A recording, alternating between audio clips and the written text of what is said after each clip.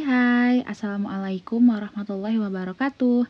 Kembali lagi bersama Kak Amel. Hari ini kita akan melanjutkan pembahasan kita mengenai pecahan. Dan hari ini juga kita akan berfokus pada bagaimana cara kita mengubah bentuk pecahan. Yang pertama ada pecahan biasa yang akan Kak Amel ubah ke pecahan desimal. Gimana ya caranya? Nah, ini dia. Contoh soalnya 3/10 akan Kak Amel ubah ke bentuk desimal. Jadi kita harus menggunakan pembagian seperti ini. Nah, kok bisa sih jawabannya 0,3? Nanti Kak Amel bahas ya di video short.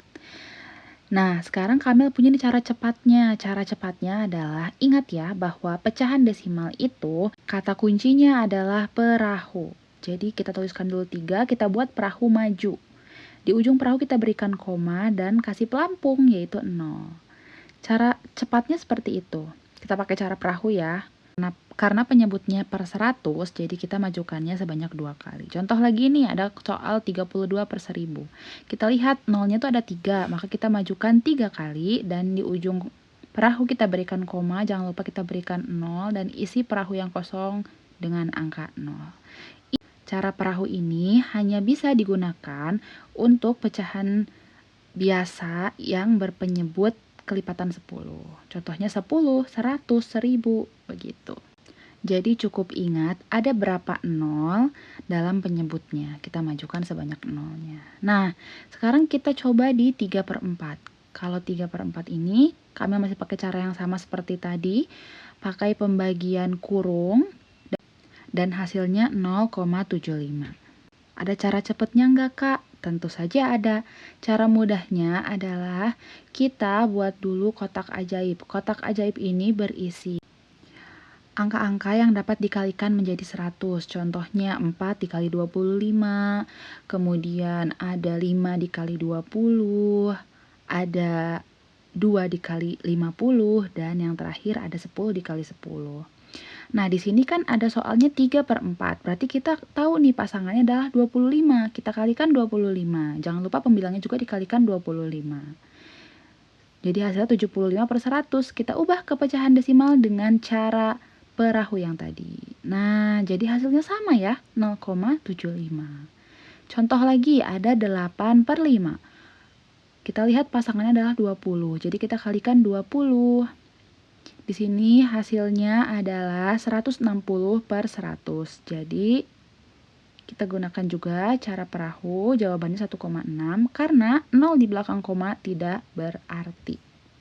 Atau kalau zaman sekarang biasanya anak-anak sebutnya jadi beban gitu ya. Oke, kita lanjut ya.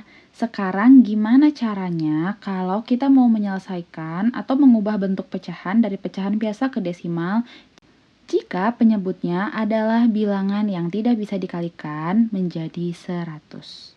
Nah, khusus untuk angka-angka seperti ini, kita hanya bisa menggunakan cara pembagian kurung ya.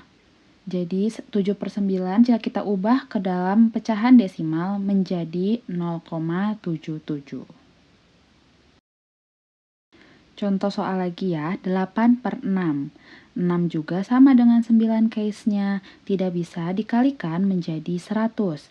Jadi, kita hanya bisa menggunakan pembagian kurung. Hasilnya adalah 1,33. Nah, jadi jika ada pembagian yang jika dikurangi terus-menerus akan menghasilkan angka yang sama, teman-teman boleh ambil 2 saja ya, 2 angka di belakang koma. Nah, sekarang gimana kalau dibalik dari pecahan desimal ke pecahan biasa? Kita cukup lihat di belakang koma ada berapa angka, kita tuliskan sesuai dengan angka yang ada di belakang koma. Contohnya ini, 45/100, 138/100. Nah, angka-angka ini bisa ya, atau boleh diperkecil atau disederhanakan, gitu. Jadi ini ya teman-teman tinggal melihat ada berapa angka di belakang koma, itu adalah jumlah 0 di dalam penyebut. Sekarang kita lanjut ya ke pecahan campuran, bagaimana ya cara kita mengubah pecahan biasa menjadi pecahan campuran. Nah, ini hanya bisa dilakukan jika pembilang lebih besar dibanding penyebut. Contohnya 20/6. Nah, caranya adalah kita harus mencari perkalian 6 yang hasilnya tidak melebihi 20 dan mendekati 20. Gitu ya. Mendekati 20 dan tidak melebihi 20.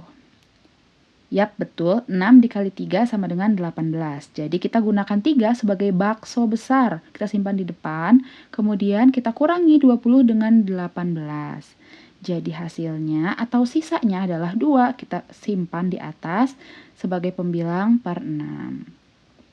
Kita bisa sederhanakan juga ya, dibagi 2 nih contohnya. Jadi 3 1/3. Ini adalah bentuk paling sederhananya. Oke, kita lanjut lagi ke soal selanjutnya. 18/5, sama seperti tadi ya.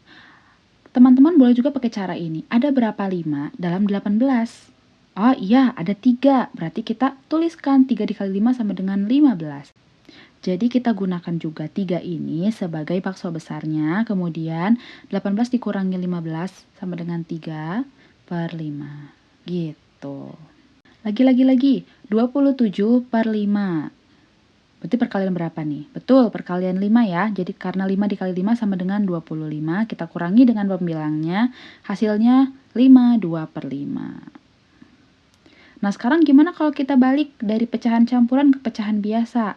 Kalau dari pecahan campurannya 4, 2/3, ingat ya, kali tambah. Contohnya ini, 3 dikali 4 ditambah 2, sama dengan 14, 14/3.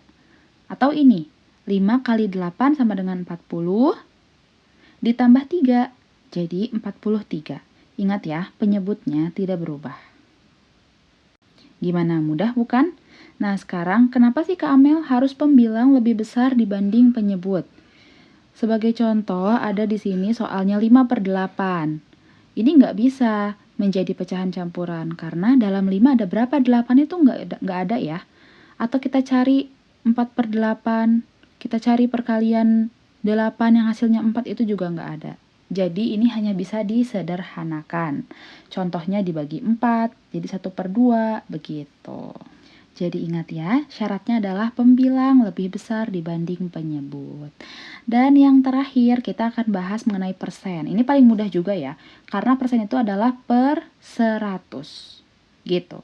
Teman-teman cukup ingat kita akan mengubah bentuk pecahan biasa ini menjadi persen, berarti kita harus ubah penyebutnya menjadi 100.